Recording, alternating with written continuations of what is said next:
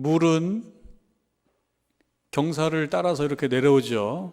물의 입장에서 볼 때는 물길입니다. 물의 길을 따라서 물은 흘러내리고요. 지대가 낮아지게 되면은 그렇게 이곳저곳에서 흘러내려왔던 물들이 이렇게 합쳐져서 그 물길이 조금 더 넓어지고 더 낮아지면 조금 더 넓어지고 그렇게 돼서 더 물이 많아지고 그 흐름이 계속 유지가 되면 그 흐름은 하천이 되고 강물이 되고 그렇습니다. 그래서 이렇게 흘러가게 됩니다. 그래서 물길이 끊이지 않고 흐름이 되면 강물이 되는 거죠. 그런데 여러분, 이런 물길이 이게 길에 어느 정도 수량이 맞아야지 우리가 볼 때 좋은 물길이 되는 거지, 갑자기 길은 작은데 물이 너무나 많아지고 물의 힘이 너무 강해지면 넘치게 됩니다.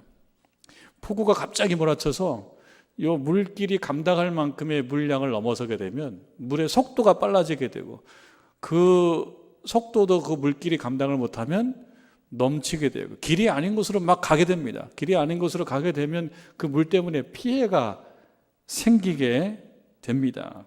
그래서 우리는 생각하는 거죠. 물은 적당히 해야 된다. 그리고 물길을 따라서 흘러가 주면 좋다. 물길을 따라서. 길이 물보다 강해야지, 물이 길보다 강해서 물이 길을 넘어서 다른 곳으로 막 가게 되면 피해가 생긴다. 그런 거예요. 사람이 물과 닮았다라고 얘기한다 그러면 이런 면으로도 볼 수가 있겠습니다. 사람도 물처럼 흘러간다. 물처럼 눈으로 보이는 길은 아니지만 사람이 흘러가는 곳도 길이 있다는 거예요. 그래서 길을 향해서 길을 타고 흘러간다는 겁니다. 사람도 앞을 향해서 나아갑니다. 그래서 살아간다라고 하는 거예요. 그냥 살아있다는 것을 조금 더 보강하고 조금 더 확대시키게 되면 살아간다, 그런 말로 얘기되죠. 살아있는 것으로만 있는 것이 아니고 살아가는 겁니다. 어디론가 가는 것입니다. 물리적으로 이동도 합니다. 여러분, 이사도 갑니다. 이사 가면 삶이 달라져요. 어쩔 수가 없어요. 우리는 물리적 환경의 영향을 받기 때문에 사람이 물리적으로 흘러가면요, 삶도 달라집니다. 젊은이들이 유학도 갑니다. 저 부산에서 서울도 오고, 대구에서 서울도 오고, 서울에서 미국도 가고, 프랑스도 가고, 이태리도 가고, 이렇게 물리적으로 이동하면서 그 사람의 삶이 달라집니다. 정신적으로도 가만히 있지 않습니다. 나아갑니다. 책을 보고 공부를 하고 학교를 다니고 학위를 하고 그러는 과정 속에서 배우고 느끼고 또 지적인 것을 축적합니다. 그러면서 앞을 향해서 나아갑니다. 영적으로는 어떻습니까? 영적으로도 우리 가만히 있지 않습니다. 영적으로도 그냥 가만히 있지 않고요, 앞을 향해서 나아갑니다. 그런데 반대로 뒤를 향해서 가면 안 되죠. 퇴보하면 안 되죠. 이렇게 사람이 물리적으로 또 정신적으로 영적으로 이동하며 앞으로 나아갑니다. 물과 닮았어요. 근데 물이 길보다 강하면 넘어서 흘러서 피해가 생기듯이 사람도 그 길을 따라서 가는 것이 안전합니다. 안전합니다. 사람이 길보다 힘이 강하게 되면 다른 곳으로 막 가게 됩니다. 그런데 그 길이 하나님이 만들어 놓으신 길이라 그러면 하나님이 만들어 놓으신 그 길을 따라서 앞을 향해 나아가야 된다. 그런데 내가 하나님이 만들어 놓으신 길보다 더 강하고 싶어서 내 생각이 더 강해서 막 앞을 향해서 힘있게 가버리게 되면 길을 벗어날 수도 있습니다. 그러면 피해가 생깁니다. 나에게도 피해가 생기고 모두에게도 피해가 생길 수 있다. 그래서 길 따라가는 것이 가장 중요한데, 무슨 길? 하나님께서 만들어 놓으신 길 따라가는 것이 가장 중요합니다. 여러분, 요셉이 그랬습니다. 요셉의 인생을 보면요, 가나안에서 애굽으로 오는데 사실 본인은 오고 싶지 않은 길입니다. 형들이 죽이려고 하다가 죽이지는 않고 팔아서 그 요셉이 가나안에서 애굽으로 흘러갑니다. 물처럼. 이것이 본인은 원하지 않는 길입니다. 그런데 그 길을 갑니다. 그 길을 가요. 그리고 보디발의 집으로 팔려왔습니다. 노예가 되고 종이 됐습니다. 이건 평생 노예로 살아야 됩니다. 그곳에서도 순응하며 흘러갑니다. 그러다가 또 어디로 흘러갑니까? 감옥으로 갑니다. 감옥으로 가면서 이제 이 길이 마음에 안 들잖아요. 내가 살아가는 이 길이 얼마나 마음에 안 들겠습니까? 이거 원치 않았는데 가나안에서 애굽으로 왔지, 애굽으로 왔는데 보디발 집으로 왔지, 감옥으로 갔지, 감옥에서 나갈 길은 없지, 거기서 또 배신당하지. 그러면 뛰쳐나가고 싶어요. 믿음의 길을 따라서 가고는 있지만 그 믿음의 길이 본인에게 안 맞는다고 생각해서 힘을 더 가해서 내 힘으로 한번 가야 되겠다는 생각이 들 수도 있습니다. 그리고 그 길을 뛰쳐나갈 수 있습니다. 벗어날 수도 있습니다. 하나님께서 만들어 놓으신 길대로 살지 않을 수도 있는데 요셉은 그렇지 않고 그곳에서도 믿음의 길을 따라갔다. 그것이 요셉의 훌륭한 점입니다. 위대한 점입니다. 그 결과예요. 그 결과. 사실은 악한 의도를 갖고 있는 형들도 있었습니다. 그런데 그 모든 의도가 문제되지 않고 하나님 만들어 놓으신 길대로 그냥 계속 간 결과 애굽에서 우뚝 섰다. 총리로 우뚝 섰다. 작은 자가 되지 않고 큰 자가 되었다라는 것입니다. 권세가 생겼습니다. 권세가 있어요. 능력, 힘이 세졌어요. 실력자가 됐습니다. 그러면 이제 칼을 막 휘두를 수 있는데 칼을 휘두르지 않습니다. 자기만을 위해서 사용하지 않습니다. 자신의 성공을 모두가 공유하도록 자신을 내어놓는 겁니다. 두려워하는 형들을 위로합니다.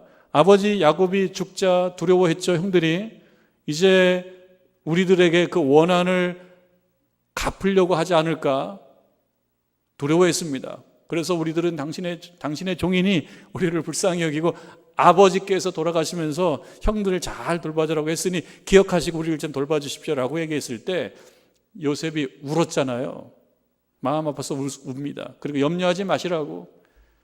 내가 이곳에 온 것, 내가 애굽에 온 것은 눈으로 볼 때, 가시적으로 볼 때는 형들이 나를 팔아서 형들이 억지로 나를 밀어서 내가 이곳까지 흘러온 것 같아 보이지만 사실은 그게 아니고 뭐라고 그랬습니까? 하나님께서 우리 모두를 살리시기 위해서 나를 먼저 이곳 애굽에 보내신 거라고. 그러니까 너무 마음 아파하지 말라고.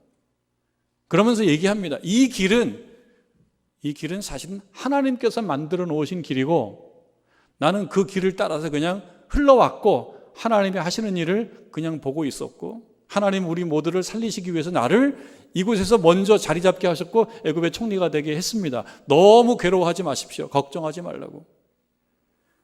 그렇게 이야기를 합니다. 그러니까 처음에 이 흘렀던 물이 점점점 커져요. 그리고 요셉이 물로 얘기하면 큰 강물이 돼서 이 물도 받아들이고 저 물도 받아들이는 큰 강물이 되어서 마침내 형들을 위해서 형들에게 또 형들의 모든 가족들 그 친족들에게 든든한 버팀목이 되는 그런 존재로 되었던 것이죠. 전혜성 박사의 말에 따라서 가치 있는 삶이란, 가치 있는 인생이란 무엇인가? 누군가에게 무엇인가가 되는 인생이다. 그 말을 생각해 본다면 요셉의 인생은 가치가 있는 인생이 된 것입니다. 누군가에게 무엇인가가 되고 있죠. 자신의 가족들, 아버지를 포함한 모든 형제들, 또 친족들에게 든든한 언덕이, 버팀목이 되었어요. 이들에게 무엇인가가 되었습니다. 가치 있는 인생을 살고 있습니다. 그러면서 여러분 애굽에서 자리를 잡습니다. 17살 때 애굽에 왔습니다. 오늘 말씀에 의하면 22절에 의하면 요셉이 그의 아버지의 가족과 함께 애굽에 거주하여 110세를 살았다. 110살입니다. 17세에서 110살. 그렇게 되면 90년이 넘습니다. 93세쯤 됩니다. 그리고 그가 약 40세 근처에 애굽 총리가 되었기 때문에 이때부터 함께 살기 시작한 아버지, 또 아버지는 세상을 떠나셨지만 그의 형제들 또 친족들이 이곳에서 살아간 횟수를 생각해 보면 거의 70년 가까이 됩니다. 요셉은 한 90년을 살아갔고 친족들은 한 70년을 그곳에 살아갑니다. 그러니까 거의 애굽 사람이 되었다고 봐도 무방한, 이제는 자리를 잡았죠. 고센 땅에 든든하게 자리를 잘 잡았습니다. 그런데 한편 요셉은 권세 있게 살게 된 이곳에서 계속 머물러야 된다고 생각하지 않습니다. 하나님의 약속이라는 그 길 따라왔거든요. 하나님의 약속.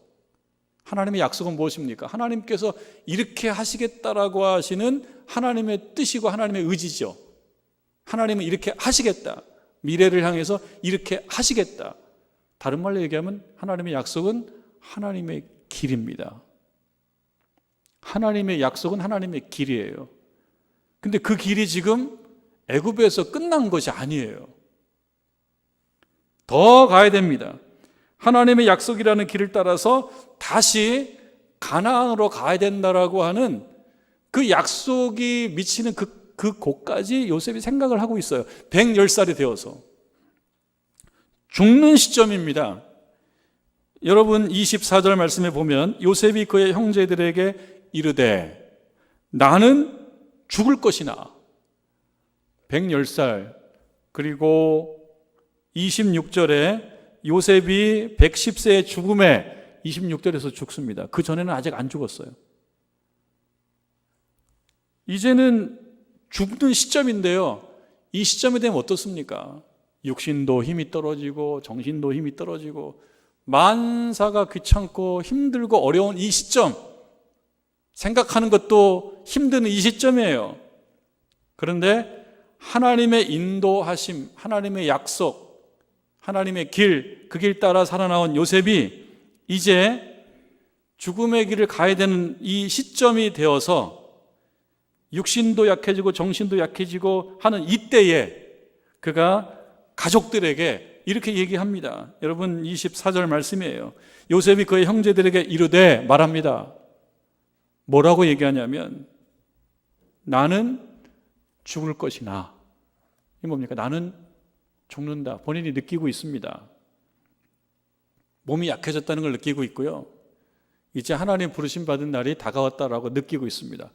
이 시점에 무엇인가 중요한 말을 남깁니다.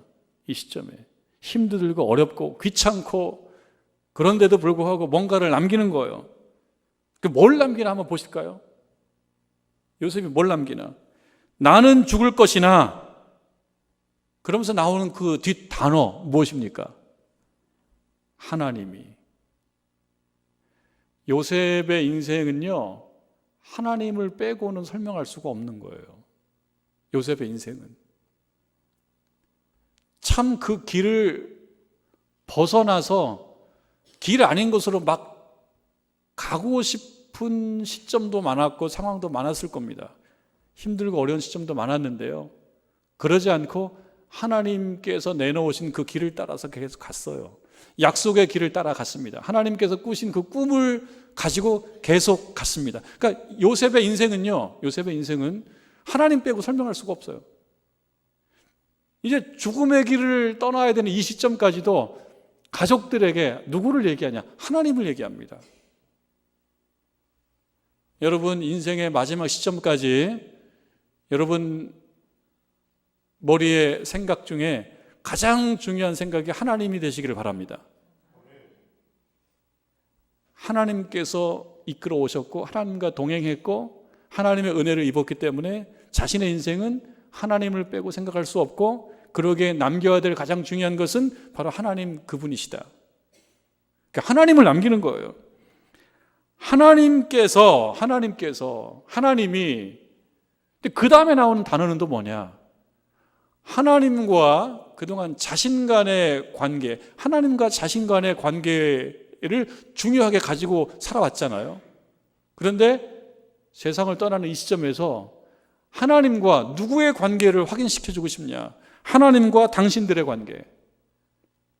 나와 하나님과의 이야기도 있지만 하나님과 당신들의 이야기가 계속되어야 된다. 그러니까 가치 있는 인생이라는 것이 이런 거기도 합니다. 나와 하나님과의 관계가 끝나는 것이 아니고 하나님과 당신들의 관계도 계속돼야 된다는 거예요. 그게 요셉의 관심이에요. 요셉의 훌륭한 점이 바로 이런 점이기도 합니다. 훌륭한 거죠. 하나님과 나와의 관계가 끝나는 것이 아니라 하나님과 당신들의 관계도 계속돼야 된다.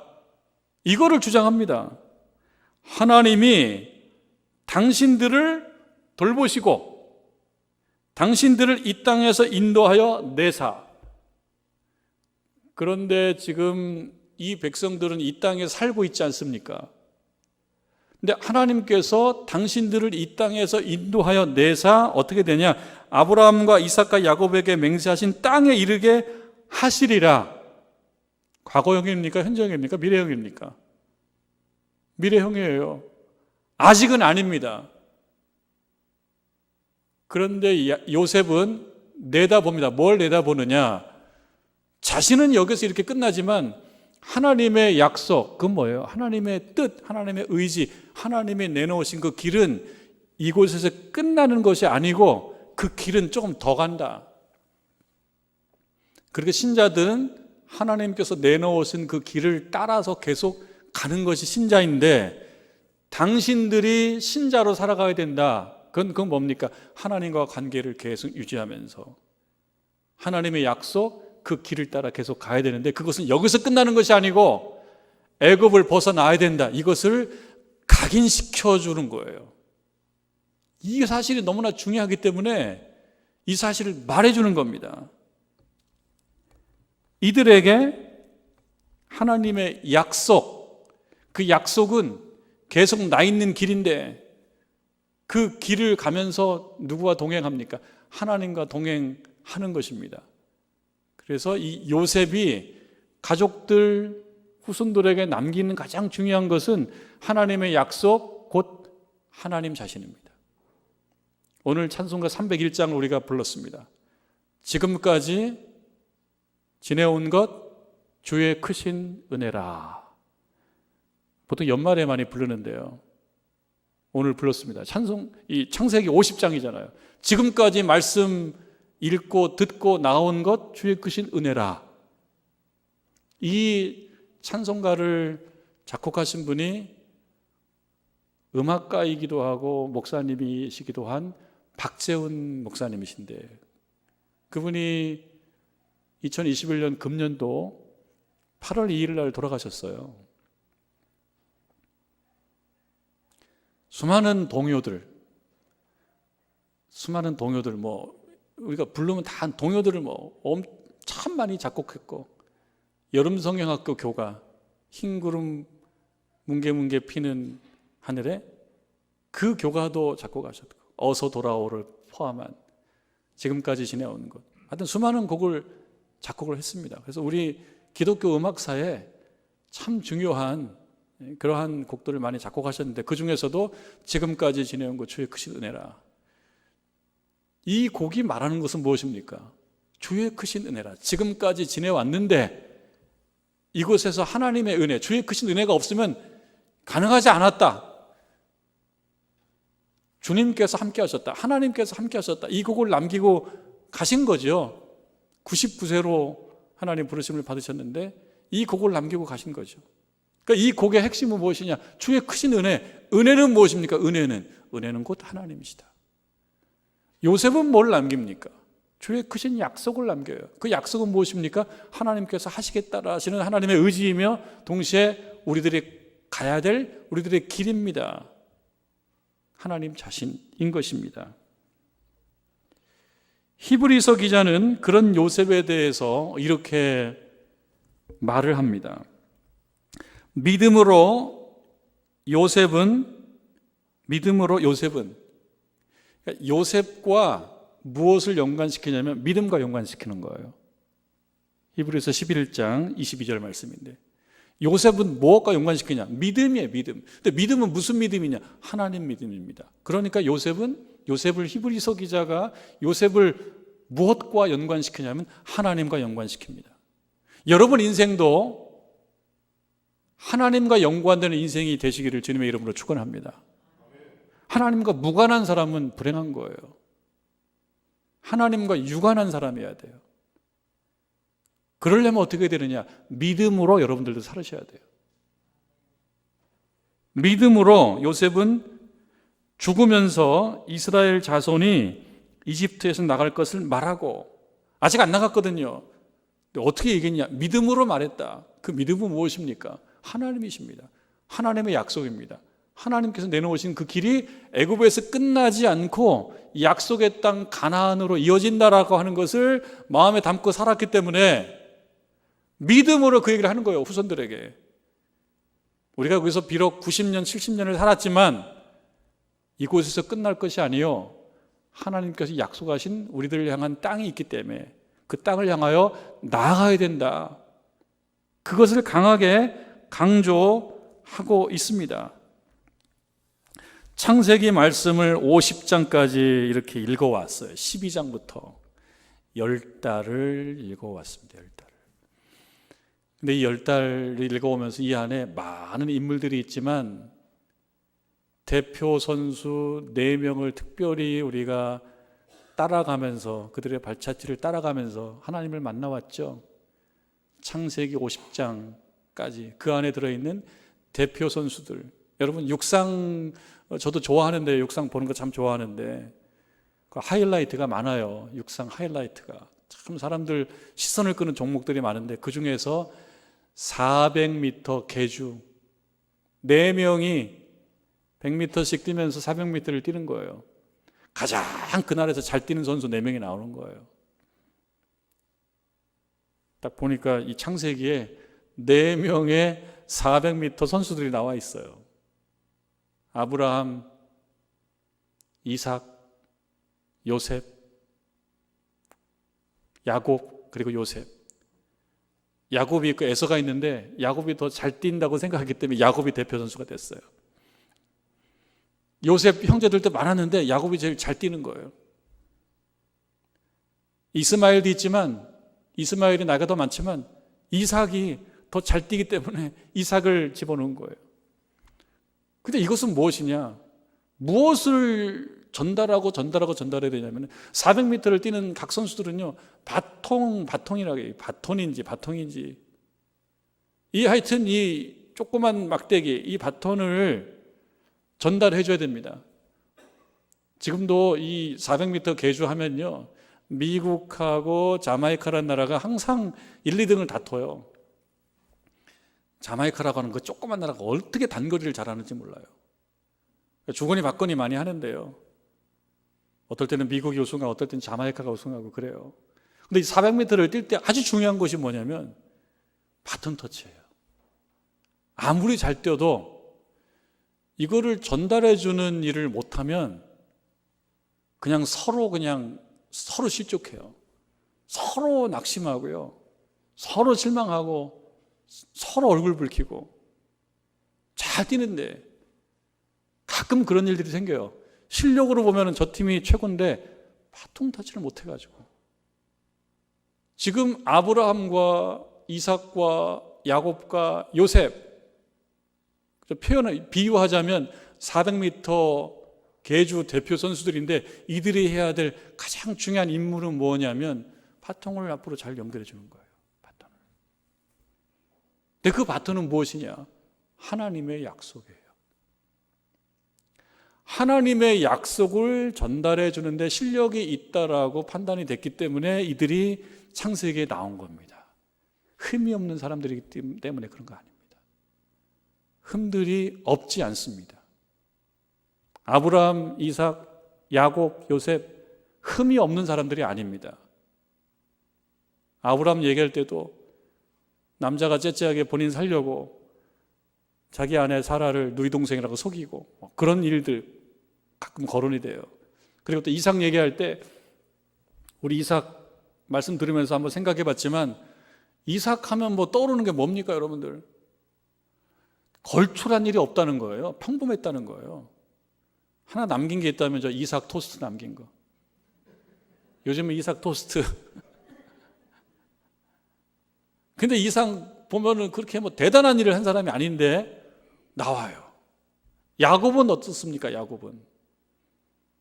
야곱이 창세기에 아주 많은 양이 나오거든요.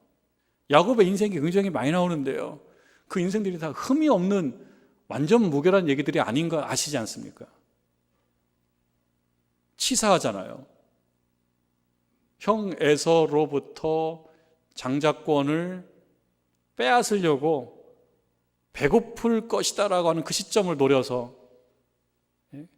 아무 때나 그 죽을 받아가는 게 아닌 거예요. 배고픈 그 시점에 바로 그 앞에 그게 있어야 되는 거예요. 거기에 에서가 딱 걸려들었죠. 죽과 빵으로 매수했죠. 매수. 그래서 어거지로 장자권을 빼앗았는데 그 결과 도주 인생, 외삼촌 라반의 집으로 가서 거기서 또 첫눈에 라헬에게 첫눈에 반했는데 라헬을 위해서라면 7년간 일해주겠다고 그랬는데 자기보다 더 실력 있는 뭐라고 해야 되나요? 속임수의 더 실력자, 이 야곱보다 더 실력자야. 라반은 7년 동안 일해주고 얻은 그 라헬인데 보니까 라헬이 아니야, 레아야. 이게 어떤 일입니까? 라반이 속여먹은 거죠. 그리고 또 7년 동안 또 일해주고 근 20년을 거기서 사는 거죠. 이렇게 흘러가고 저렇게 흘러가면서 마침내 애굽까지 흘러온 야곱이 바로 앞에서 고백하는 자기 인생의 요약은 무엇이었어요? 나그네예요, 나그네.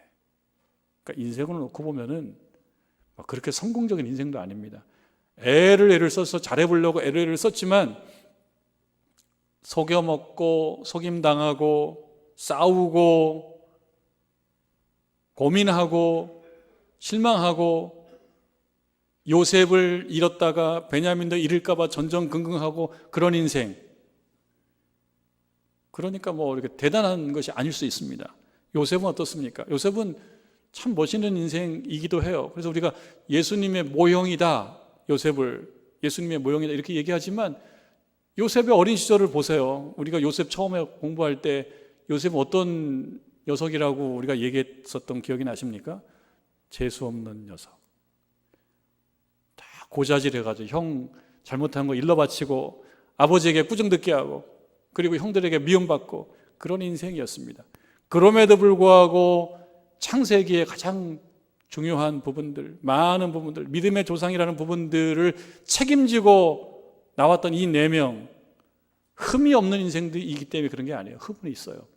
흠도 있고 잘못도 있고 욕심도 있고 인간의 욕망도 있고 여러 가지 다 있지만 그럼에도 불구하고 그들이 포기하지 않았던 것은 무엇이냐? 하나님의 약속이었다. 흠이 없어서가 아니라는 거예요. 하나님의 약속을 그 다음 주자에 잘 넘겨주는 역할을 잘 할 수 있기 때문에 여기에 나온 거예요. 우리들도 마찬가지입니다. 흠이 있습니다. 흠이 있고 잘못이 있고 실수도 하고 어려움도 겪고 그럼에도 불구하고 이 창세기 믿음의 조상들, 선조들을 통해서 우리가 생각해야 될 것은 무엇이냐? 우리들도 하나님의 약속이라고 하는 바통을 넘겨받아서 열심히 뛰는데 여기서 끝나지 않고 그 다음으로 잘 넘겨주는 거예요. 요셉이 그 얘기를 하고 있죠. 여기서 끝이 아니다. 애굽이 끝이 아니고 가나안, 내 아버지, 할아버지, 증조 할아버지에게 말씀하셨던 그 약속의 땅까지 우리들 모두는 가야 되기 때문에 여기서 끝나는 것이 아니야. 정착된 것이 아니야. 하나님의 약속은 좀 더 계속되고 있어. 이것을 이야기를 해 주고 있습니다. 나는 죽을 것이나 하나님이 당신들을 돌보시고 당신들을 이 땅에서 인도하여 내사 하나님 아브라함과 이삭과 야곱에게 맹세하신 땅에 이르게 하시리라. 아직은 아니에요. 미래에 이루어질 일인데 여기서 끝이 아니고 하나님의 약속의 길은 계속된다라고 하는 생각을 본인이 죽는 그 시점까지 포기하지 않고 놓지 않고 갖고 있었다라고 하는 것입니다. 하나님께서 그의 아버지, 할아버지에게 약속하신 땅이 있고 그와 그의 가족들, 자녀들 모두는 그 땅으로 돌아가야 한다라고 하는 것을 잊지 않았습니다. 여러분, 우리들도 잊지 않아야 될 것이 있습니다. 우리들도 잊지 않아야 될 것이 있습니다. 창세기 강의 말씀을 마무리하는 이 시점에서 잊지 않아야 되는 것들이 있습니다. 이것은 무엇입니까? 하나님의 약속의 말씀, 하나님의 은혜, 지금까지 지내온 것 주의 크신 은혜다라고 고백하는 그 고백 속에 담겨져 있는 가장 핵심, 그 하나님을 잊지 않아야 되고 그것을 다음 주자에게 잘 넘겨줘야 될 사명이 우리 모두에게 있다는 것을 잊지 않아야 됩니다. 여러분, 우리들에게 한 3개월 정도의 시간이 남아 있다라고 생각한다면 남은 가족들에게 또 다른 표현으로 영적인 이스라엘 동료들에게 무엇을 말해줄 것인가? 무엇을 말해줄 것인가? 요셉은 그 가족들에게, 그 후손들에게 이야기를 해줬습니다. 하나님이 당신들을 돌보실 것이다. 믿음이죠. 자기 마음속에 지금까지 존재하고 있는 거예요. 하나님이 당신들을 도와주실 것이다. 정말 필요한 말씀입니다. 도움이 필요한 사람들이 있거든요. 누가 도와줍니까? 하나님이 당신들을 도와주실 것이다. 그리고 당신들을 인도해 주실 것이다. 내가 경험한 하나님은 그런 분이시다. 이렇게 말해줄 수 있는 저와 여러분이 되기를 주님의 이름으로 축원합니다.